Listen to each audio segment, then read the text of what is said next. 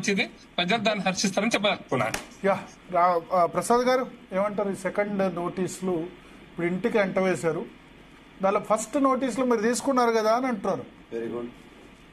రేపు ఆయనకి కోర్టుకి వెళ్ళి వెసులుబాటు ఉంటుంది సార్. కోర్టులో ఆయన ఒక రిప్రజెంటేషన్ ఇస్తాడు.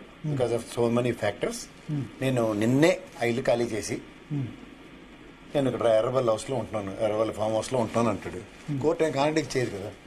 Are staying at Nandi hills అంటే నో అన్నాడు అనుకోండి. రిప్లై ఇచ్చినప్పటికీ నేను అక్కడే ఉన్నాను, ఇప్పుడు ఇక్కడ ఉన్నప్పుడు కోర్టు వెసులుబాటు ఇస్తుందో కదా. అప్పుడు జ్యూరిడిక్షన్స్ ఏమవుతాయి సార్ కనుక్కోండి సామాని. వర్స్ట్ కేస్ సినారియోలో థింక్ ఇన్ దట్ లైన్స్.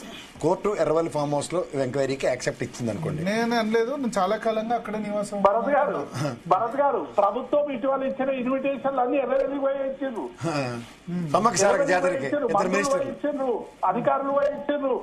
ఇప్పుడు అదే సార్, ఇప్పుడు మనిషి నేనంటూ ఇది కోర్టు పరివ్యూకి వెళ్లే chance probabilities are very high. ఆ వర్స్ట్ కేస్ సినారియోలో రేపు కేసీఆర్ గారు కోర్టుకి వెళ్ళి నాకు 1వ తారీఖు కుదరదు సార్, నా ఫామ్ హౌస్ కి వచ్చి నా ఆరోగ్య రీత్యా అన్న క్లాస్ ఎక్స్పోజ్ చేశారు అనుకోండి, ఇట్ కెన్ బి. నాకు నేను మొన్న నిస్సాయ స్థితిలో ఉన్నప్పుడు సమ్మక్క సారక్క జాతరకి మా దేవని చెప్పినట్టు నాకు ఎక్కడికే 2 క్యాబినెట్ మినిస్టర్లు వచ్చి ఇన్విటేషన్ ఇచ్చారు. అప్పుడు సిట్ జ్యూరిడిక్షన్ ఏమవుతుందో ఒకసారి చెప్పమానండి.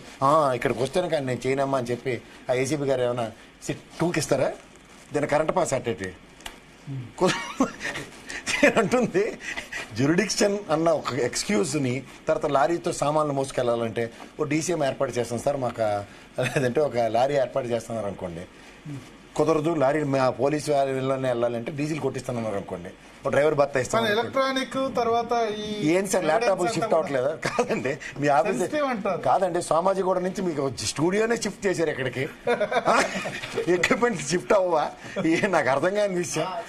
అది వేరే మరి చెప్పండి. ఇప్పుడు నువ్వు ఇక్కడ స్టూడియోకి వచ్చినావు, అదే ప్రకాష్ అన్న దగ్గరికి జూమ్ లైట్ అందరూ స్టూడియో మొత్తం తీసుకొని వేడబెట్టిరా.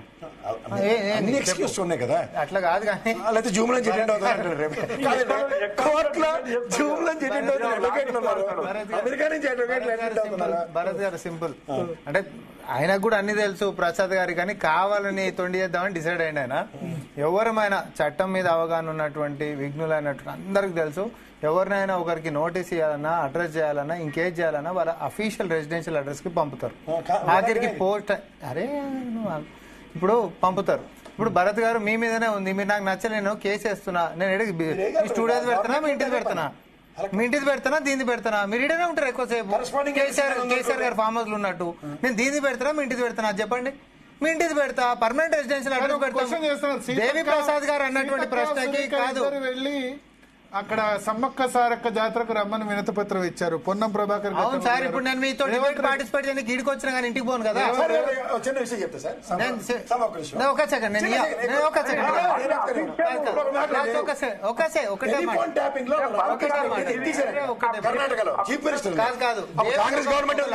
క్వశ్చన్ వేసిండు దేవన్న, ఒక ప్రశ్న వేసిండు. దేవన్న అడిగినటువంటి ప్రశ్నకి జవాబు ఫస్ట్ పేరాలనే ఉంది.